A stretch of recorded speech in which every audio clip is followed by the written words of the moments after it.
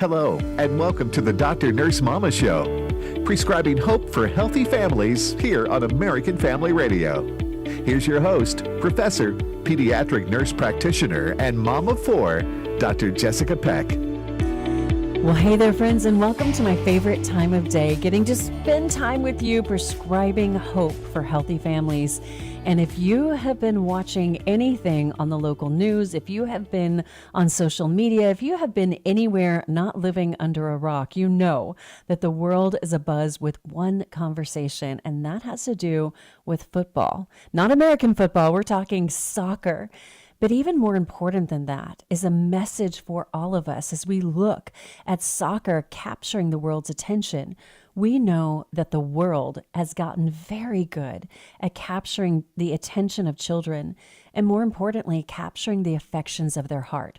Whether it is sports or social media or gaming or entertainment, our culture understands very, very well that whoever reaches children first is going to shape the adults that they become, shape their preferences, their buying patterns, what is going to garner their affection.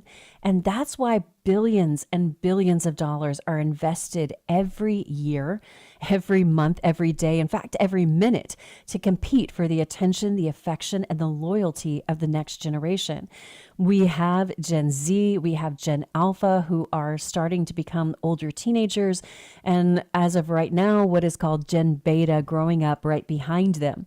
Now, the world's attention, again, seems to be fixed on one event, that is the FIFA World Cup, and families are gathering around televisions, which I love to see that co-viewing of something that is uplifting. We see neighborhoods wearing team colors.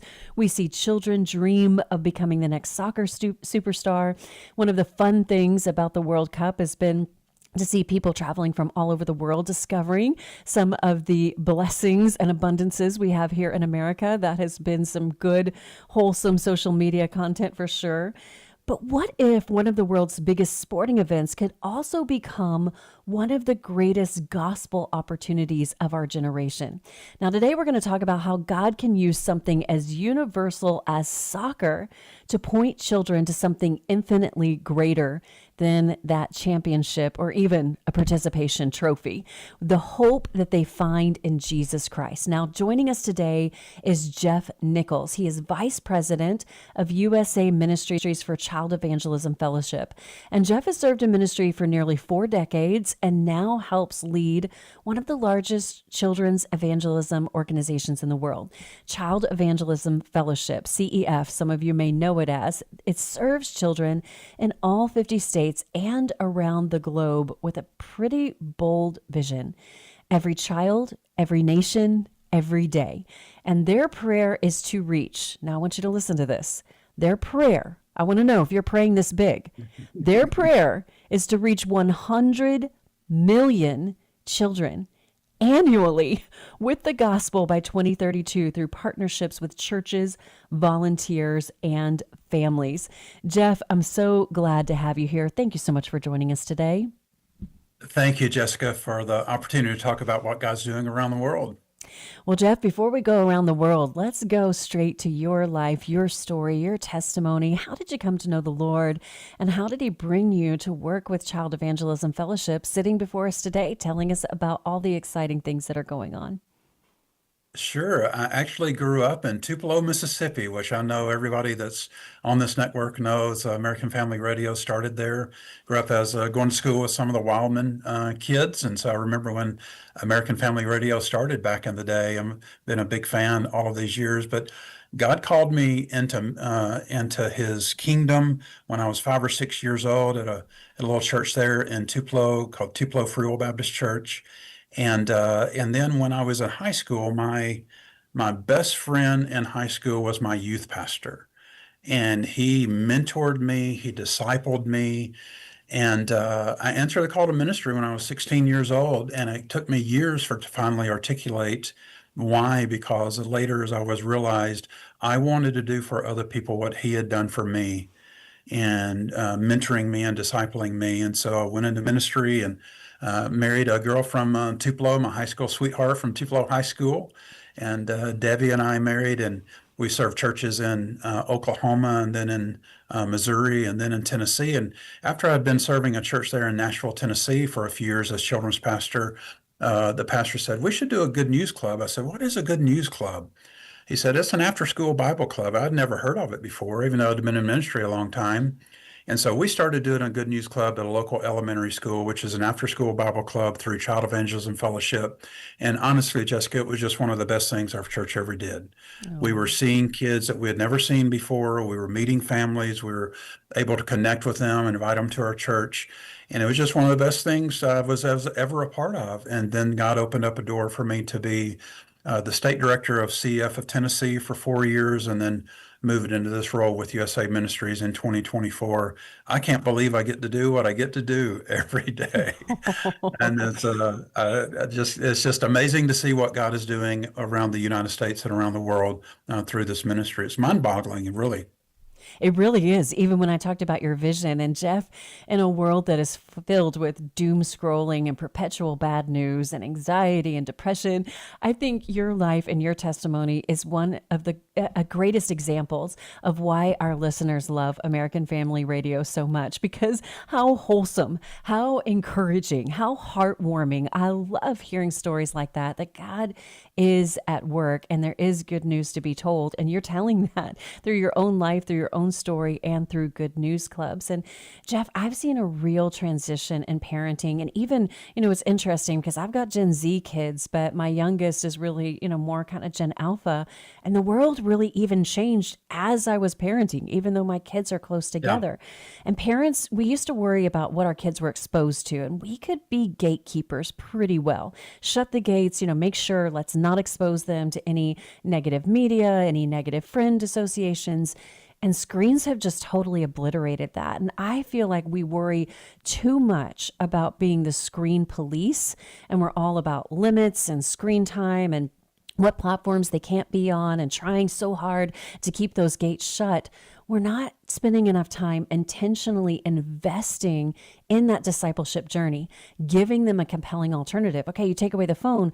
What are you going to do instead? How do you give them healthy discipleship outside of just sitting on this screen, which we know that COVID really accelerated? And you are doing that. This is one of the examples of what you're doing, for example, with the Good News Club. But let's talk a little bit. We said we're going to make sure everybody is familiar with CEF. I want to make sure we're all on the same page. Can you tell us a little bit about the ministry and the vision, where you're stepping in at this cultural moment to implement your vision, every child, every nation, every day? Yeah, that's a great question, because for next year will be the 90th anniversary celebration of Child Evangelism Fellowship. For 90 years, CEF has stayed laser focused on doing three things: evangelizing boys and girls with the gospel, discipling them in His Word, and getting them established in local churches for Christian living. Therefore, we really partner with the local church. We are not the local church. We partner with the local church to do all three of those things. And so we come alongside the churches to help them find children around them, more than just the children that are coming to their doors. We help them go find locations where they're going to see children who aren't hearing about Jesus every week, and maybe have never even heard the name of Jesus spoken except in a profane way. We're doing that with churches, and I think the culture has changed in such a way that, 20, 30 years ago, you can invite a family to come to church, and they probably knew they should come to church, and they may even show up at church with a Bible under their arm. That is not true anymore. We are seeing so many churches that are reaching out to kids and telling kids about Jesus for the very first time. My church that I served there in Nashville started doing that Good News Club and saw that, and I was involved in that club. And we're sitting there in a public school gym after church, after school, telling these kids the Bible stories about Jesus and how much Jesus loves them, giving them an opportunity to respond to that invitation, to respond to Jesus, ask questions about God and Jesus. And a little boy comes to the back and he said, I should have known where he was, Jessica, I said, "Why did you come back here today?" And he said, "I want to do that Christian thing." No. I would love to show you how to do that Christian thing. So we opened up the Bible, and And he prayed this little third grade boy prayer. I love third grade boy prayers. There are no flowers in third grade boy prayers. Definitely not. He just sang it like he meant it. And Oh, he became a child of God in that school gym that day. And I said, "Where does your family go to church?" And he said, I think what he said next is the reason I'm doing this ministry today. He said, "I've wow. never been to church." And he was 8 years old, living in Nashville, Tennessee, church Hmm. on every corner in Nashville, never been to church. And I think there are a lot more of those Bradens out there than churches realize today. And that's what our ministry does here and around the world. Last year, Jessica, our ministry reached 31 million children around the world last year That's in over incredible. 200 countries. Take the training part of we do as being very, very important. And we trained over 600,000 volunteers and staff members around the world last year to evangelize boys and girls with the gospel, disciple them in his word, and establish them in Christian churches for Christian living. And we've just not, the ministry is really not swayed or varied off of that mission for almost 90 years now. Well, the vision doesn't change. The strategy sometimes does. That's And right. those numbers that you're giving are just mind-boggling. And we have seen things change so much. And I really do believe, I've talked about it a lot, Jeff, that I think COVID was a significant social, emotional, Yes. psychological injury to children that will be years in the unmaking, because so many children, they were removed from their social support systems. And now we've got this emergence of social anxiety, which in a clinical sense, I hear a lot of talk about, because kids don't know how to interact with each other. They're more comfortable, just sitting beside each other, texting, and not even using words, Jeff. They're using emojis. And we see, this generation. And one of the things that I hear a lot, just when I'm talking, just even in my own circle of influence, is I hear a lot of pessimism, a lot of negativity about this generation, a lot of negative adjectives about these children. And when I hear all of this talk, I think, okay, number one, the kids can hear you. Like, they hear adults speaking these messages of doom and gloom over them, basically telling them, hey, when we grew up, the world was much better. This is a terrible time to be alive. And we really don't have a lot of hope in you because you're kind of weak and, not resilient and snowflakes, or whatever adjective we want to have. I want to know, as somebody who's working with kids on this massive global scale that you have just said, what gives you hope, Jeff, in this next generation? What makes you excited about investing in kids? And what can you tell people about having hope and communicating those messages of hope? That's a great question. The 8-year-old that is alive today has never been 8 before. They have never experienced another generation. They've never experienced the world in a different way than what they're experiencing right now. I think God knew that back in Deuteronomy 6, when he was instructing Moses what to tell the parents of the people who were going into the promised land to live a life that they had never lived before, never even seen or heard of before. And the very first thing that God said to those parents to prepare them to be parents in that promised land was, number one, you need to love the Lord your God with all your heart, soul, mind, and strength first. No parenting advice. It was about you. And I think you make a great point, Jessica, when you say if kids are sensing parents freaking out, they're going to freak out. Mm-hmm. But love of God is contagious, and love spills over. And when the kids are noticing a calm assurance in a parent's life that is built on their love for God and God's love for them. I have a good friend. His name's Matt Markins. He's the president of Awana International. I love what Matt says. Matt says parents' job is not to protect their children, is to prepare their children. And that's what God was doing in Deuteronomy 6. God was preparing them for what was ahead in the promised land, because God was already living in those days, That's just right. like he's already living in the days that are ahead of us already. He knows what is ahead. He knows what is ahead, and what is right ahead of us is a break. But don't go away, because when we come back, we're going to tell you more about the work of Child Evangelism Fellowship, known as CEF, and we're going to talk about what they're doing on the world stage at the World Cup. Soccer fan or not, you don't want to miss it. We'll be right back.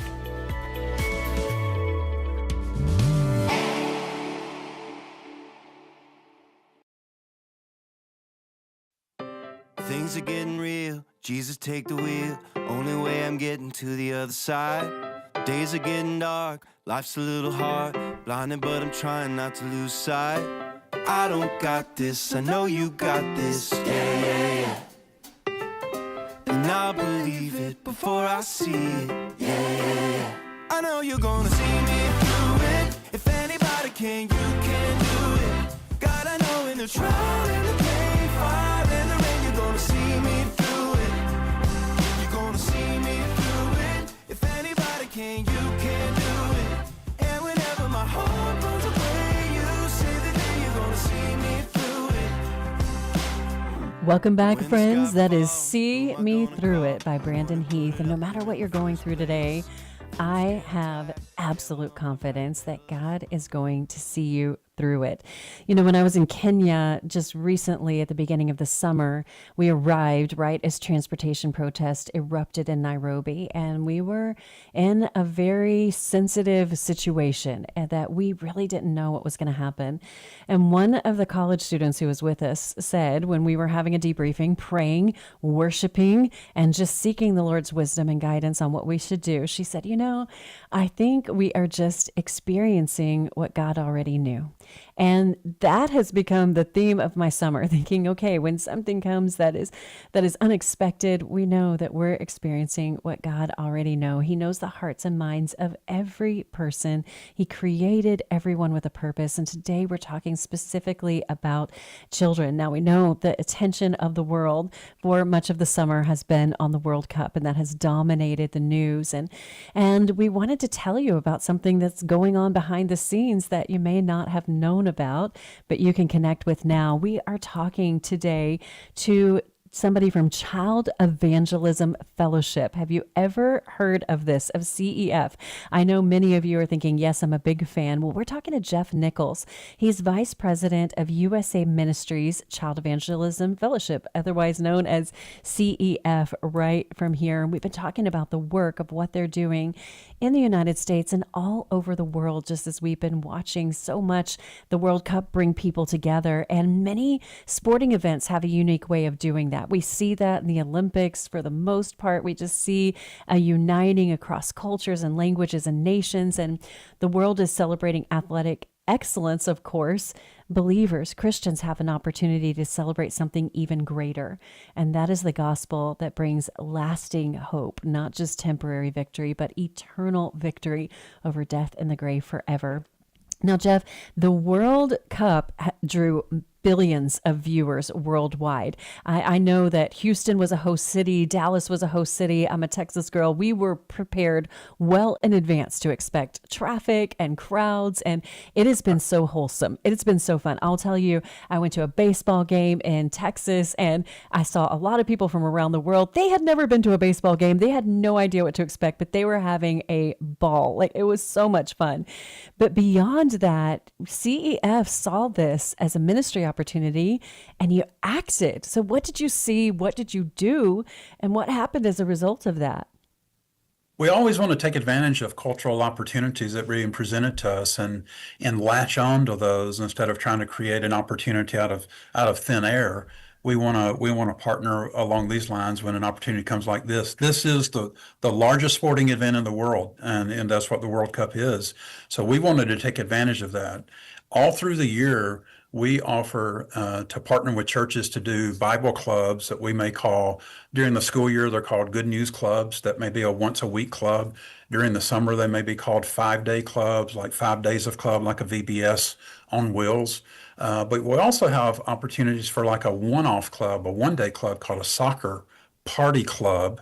And so we designed this party club, the soccer party club, with a great story of a young man who's in a young boy who's on a soccer team, and he's really thinks the competition is the main thing, and his coach is trying to let him know soccer is good, but it's not the main thing in life. It's not the most important thing in life.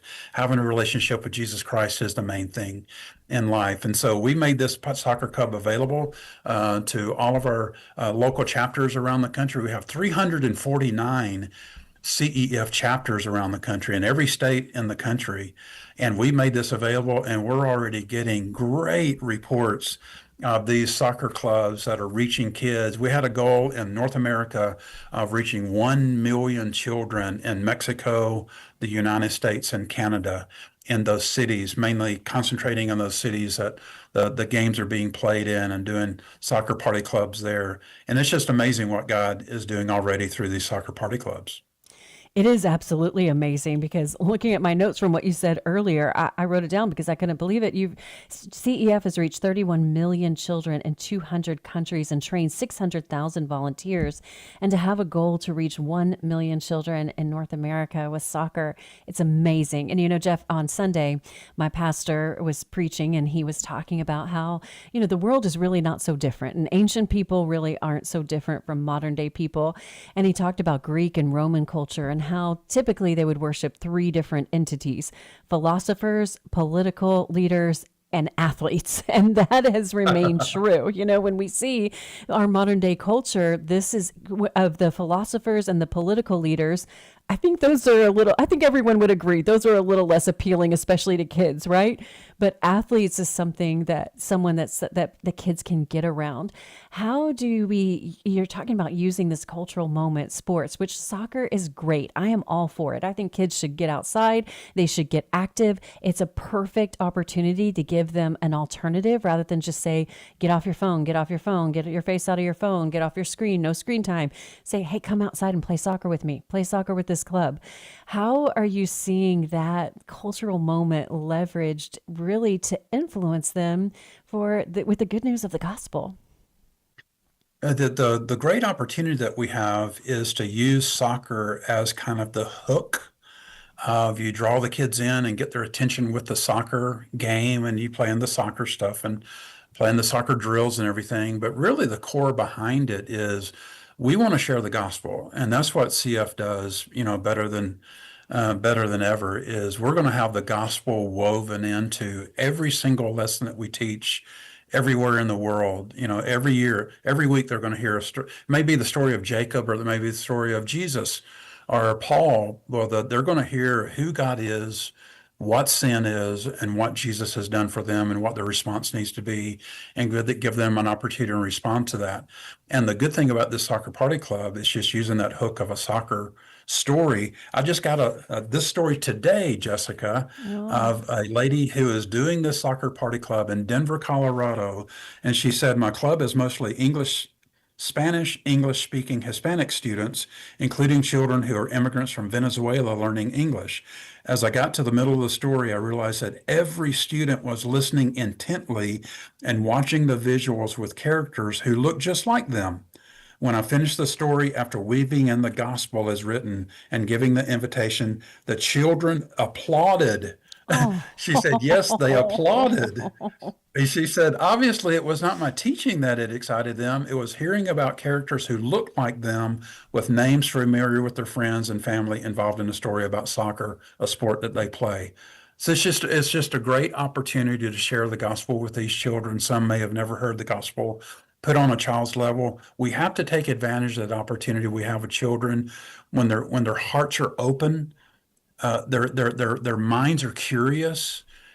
Sin hasn't set up barriers in their life yet to think, God can't forgive me for everything I've done.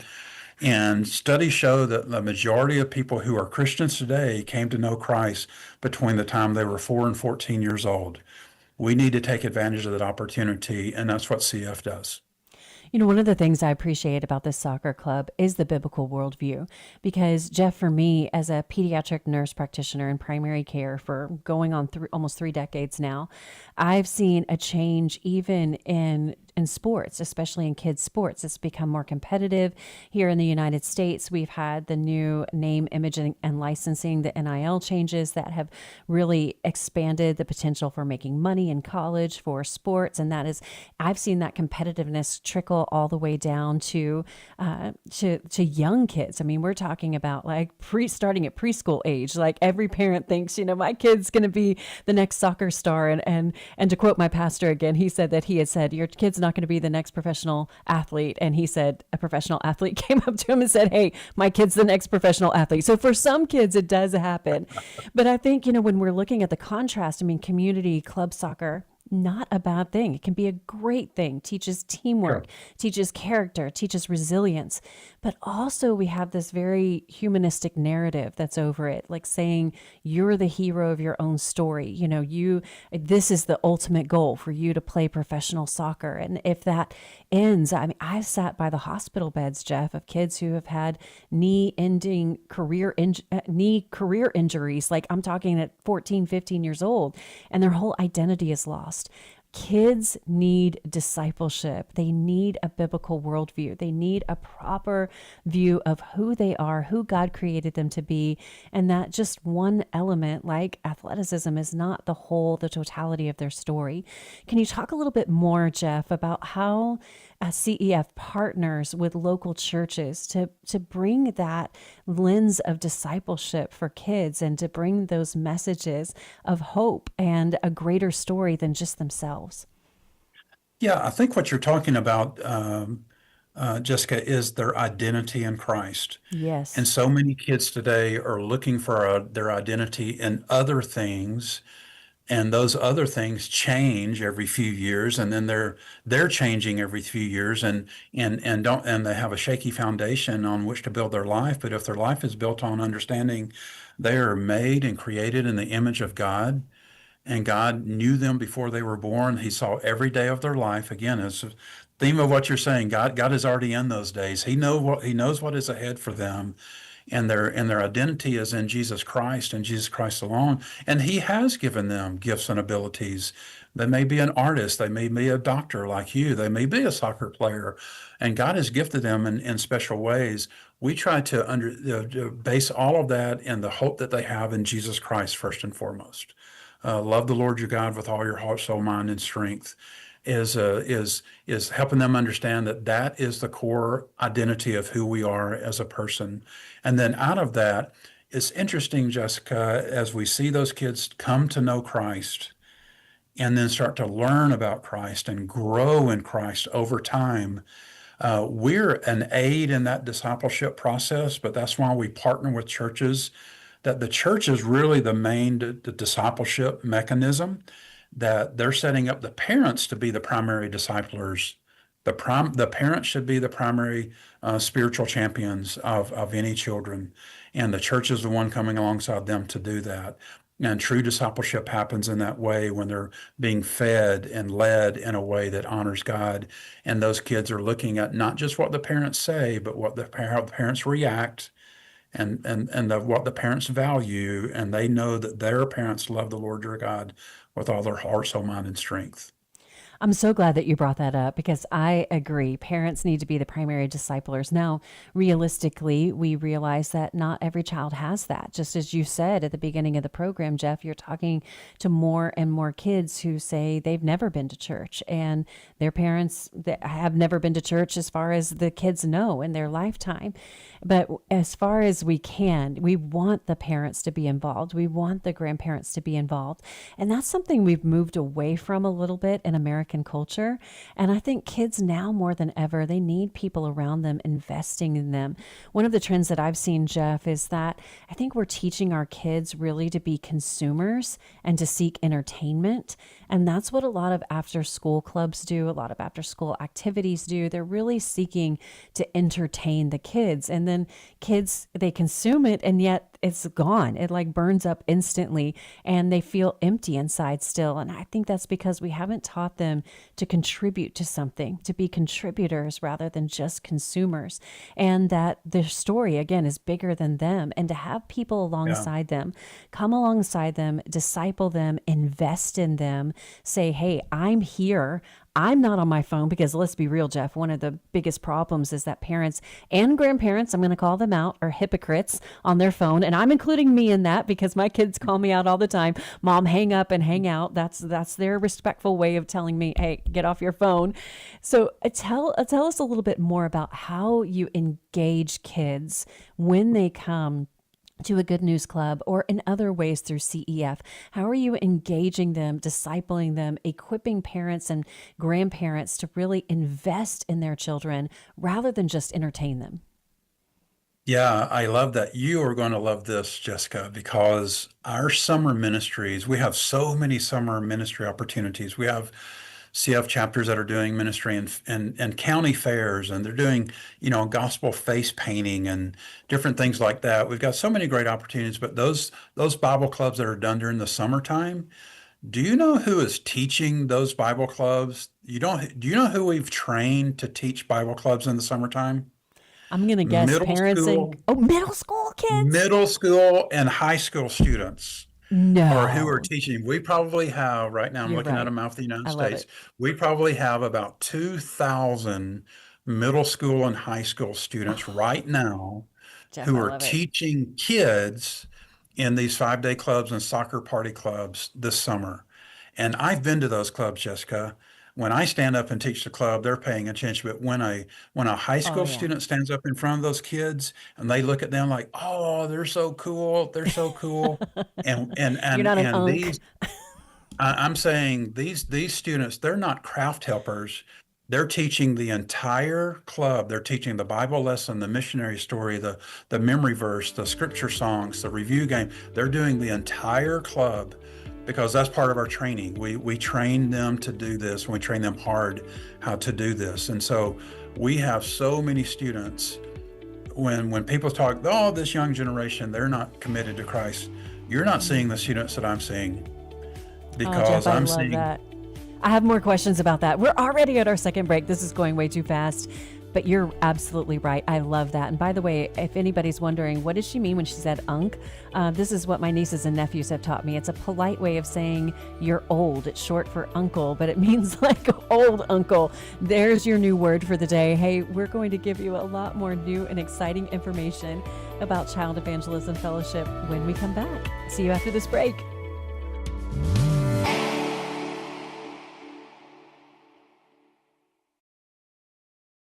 We live in an ever-changing culture that continues to fall away from its moral foundations. The Stand provides a Christian perspective on current issues that are important to your family.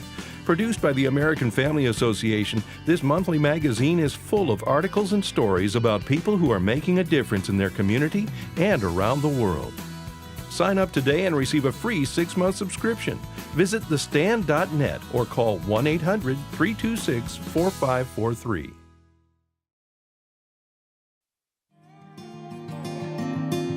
Every night there by your bed, you fold your hands and bow your head, throwing out another prayer in faith. When you're wondering if he's hearing you, look at me, I'm living proof. I'm only right where I am today because somebody prayed. So I hit my knees cause I've seen all heaven move. I pray, Father, please, cause I've seen what he can do.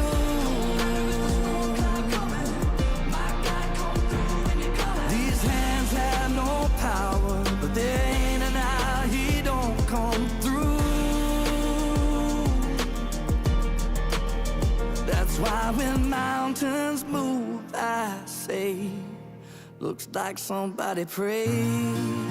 Welcome back, friends. That is Somebody Prayed by Crowder, and somebody is praying. Somebody's praying for kids today, and that somebody is Jeff Nichols. He's vice president of USA Ministries with Child Evangelism Fellowship, and he has been sharing some really jaw-dropping statistics about CEF, and they have been in existence for about 90 years, impacting 31 million children in more than 200 countries, training more than 600,000 volunteers.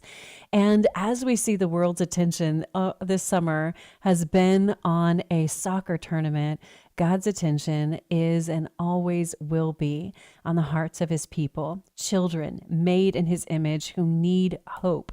And Jeff, before the break, you reminded me, and what you were saying about the clubs is that don't let anyone look down on you because you are young, but set an example for the believers. And you talked about how middle schoolers and high schoolers are standing to lead their younger peers in discipleship. That is a beautiful thing. And you're right. I absolutely love it, because that's a way to help middle schoolers and high schoolers not just be consumers of everything and try to find the best experiences for them, which I think a lot of parents are focused on. It's not bad in and of itself. We all, as parents, want our kids to have good experiences. But if that's the only thing and we don't teach them to give, then what are we really doing? Tell us more ways that CEF is impacting families, both here in America and all around the world. Jeff, I cannot wait to hear more good news. Yeah, that summer ministry program we call Christian Youth in Action, and it trains all middle schoolers and high school students to do that. I remember when I was state director of CF of Tennessee, I went to see a team of two girls who had gone to a community center in Chattanooga. There were 100 kids in this gym that they were teaching. The community center staff was in there with them. But these two girls were teaching the whole thing. They were 13 years old and 15 years old. They taught the whole thing, did such a great job, kept the kids' attention.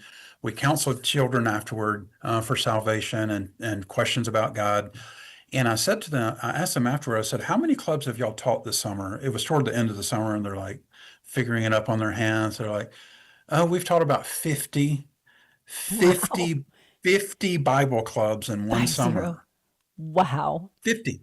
And I just thought, I Wow. know there are so many great ministries out there that are training and reaching young people, but the CF gives them an opportunity to become ministers, not wait on them to be ministered and just minister to them now. We give them an opportunity to do that, and we see so many of our staff. We have about 950 staff here in the United States. We see so many of those staff. When I ask them, how did you get started in CF? It was that summer ministry program, Christian Youth in Action, that got them started, that they saw that God could use them right then. And they actually have an ability to do it, and they want to do it and be used in that way. And I remember Tony Campolo saying decades ago, he said, why students don't serve? You don't give them an opportunity to serve. And so we want to give them an opportunity to serve and to reach those children. 2 billion children in the world today. Estimates are 40% of them have not heard the good news of Jesus Christ. There's a huge mission field out there, Jessica, that we need to reach, and we need to be praying for God to open up doors. I can't tell you stories about some of the countries that we're in today. I will just say God is doing some unbelievable things in very, very dark places in the world that we can't talk about today. Well, Jeff, I have to say, you are fanning the fires of conviction in my heart, really, truly, because I think so much of what you offer is what intuitively parents and grandparents know, but we just don't do. And we see this push towards, I know that I'm really harping on this, but it's something that's been really convicting me. All of the push toward entertainment for kids, edutainment, infotainment. I mean, pretty much anything that we've done with kids, we've marketed it and changed it to entertainment. And we're just filling them with empty, just passing their hours and wondering why we're having epidemics of anxiety and depression and self-harm and just every other mental health crisis that you can imagine. And all experts agree the crisis is real, even experts who can't necessarily agree on what exactly the cause is. I think regardless, this is such a healthy first step. And so, Jeff, I want you to tell the listeners, my listeners, how can they get involved if they're thinking, yeah, I've been meaning to step into that, or hey, I'm hearing about this for the first time. What are ways that they can either get their kids plugged in or to serve, to receive, whether they can volunteer, parents, grandparents, any adult who's invested in the next generation, what can they do? Yeah, that's a great question. I want to talk about one little thing that you just mentioned about Go the ahead. parents just saying screen time, screen time, screen time. Yeah, yeah. I took my grandkids to see Toy Story 5 the other day. Have you Uh-huh. seen that yet? I I talked mean, about that it is last week. It was fantastic. it is Uh, that's such an it, incredible gut message. punch. Gut That punch. It was a is gut punch. that was so good of saying tech doesn't let you play, doesn't help you make friends. Anyway, I love that. Anyway, they can get connected to CF through cefonline.com. All of our expectations of our ministry are there, and all the great descriptions of what God is doing around the world is there at cefonline.com. They also have connections there to our training that is available online through what we call Children's Ministry Institute.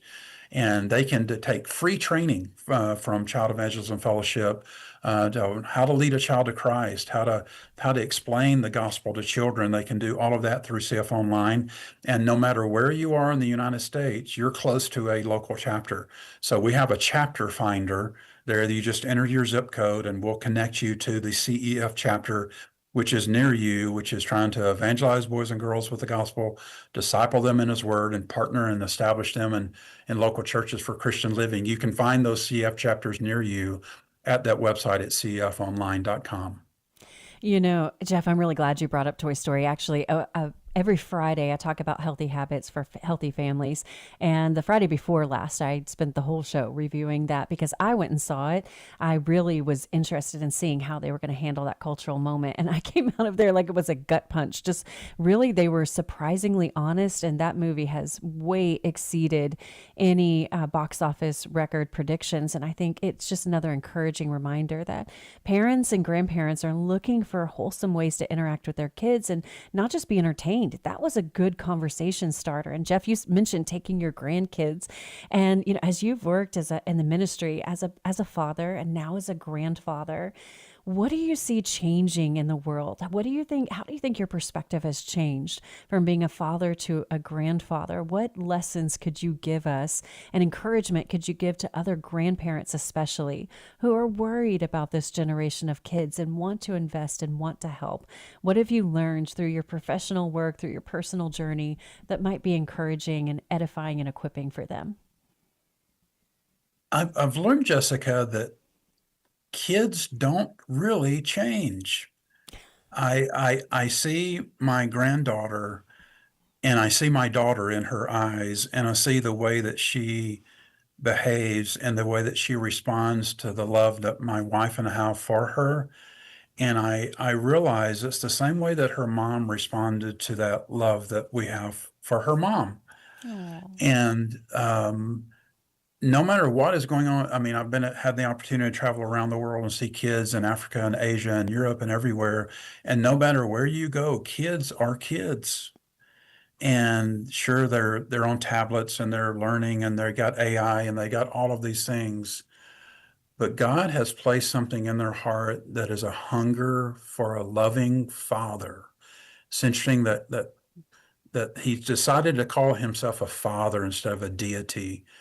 He's a loving father. There's a desire in their heart for that loving father, and that loving father that is exhibited through a father or a grandfather's love, mother or grandmother's love.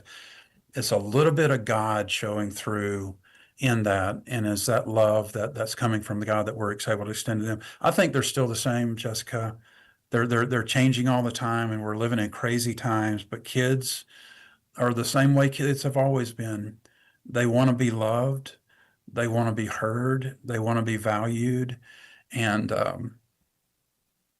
there's nothing like being a grandparent.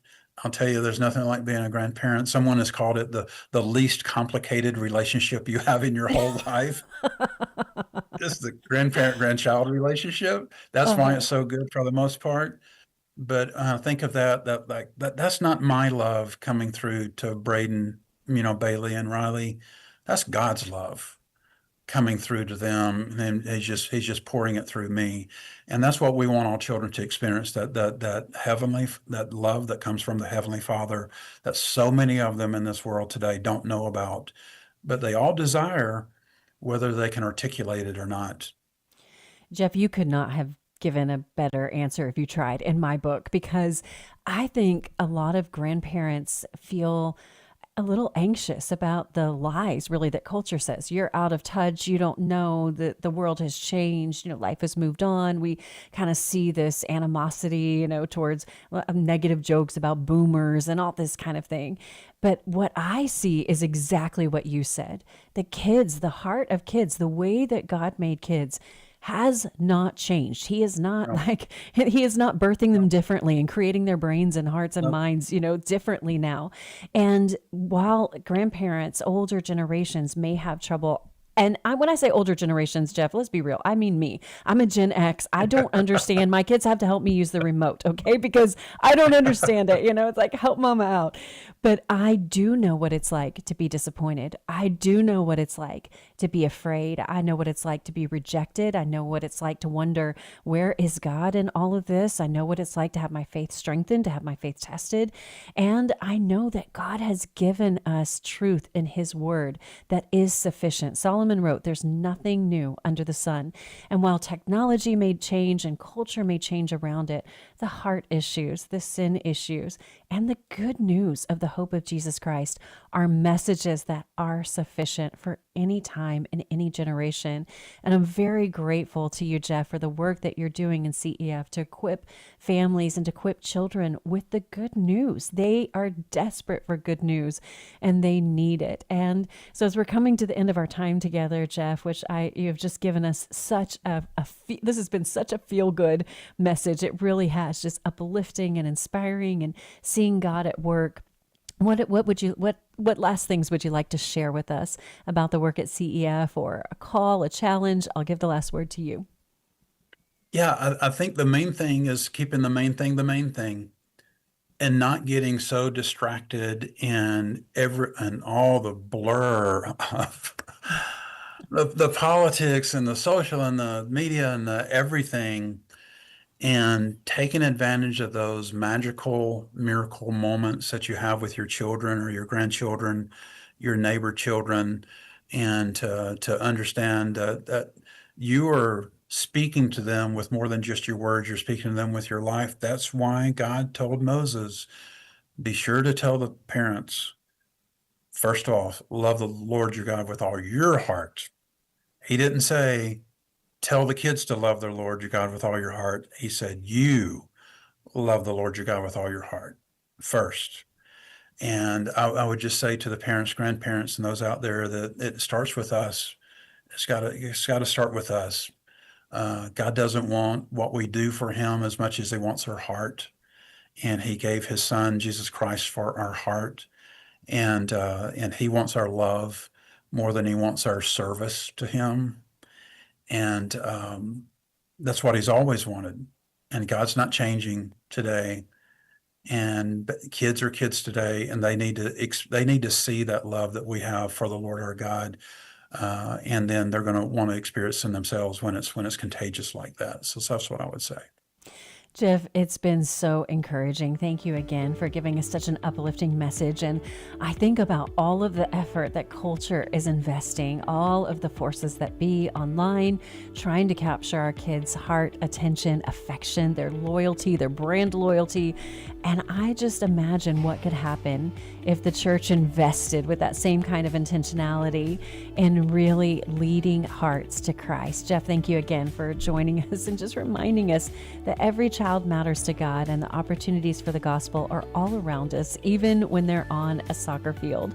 And if you want to learn more about Child Evangelism Fellowship, go to cefonline.com. And I pray, as I always do, the Lord will bless you and keep you and make his face to shine upon you. And I'll see you right back here next time.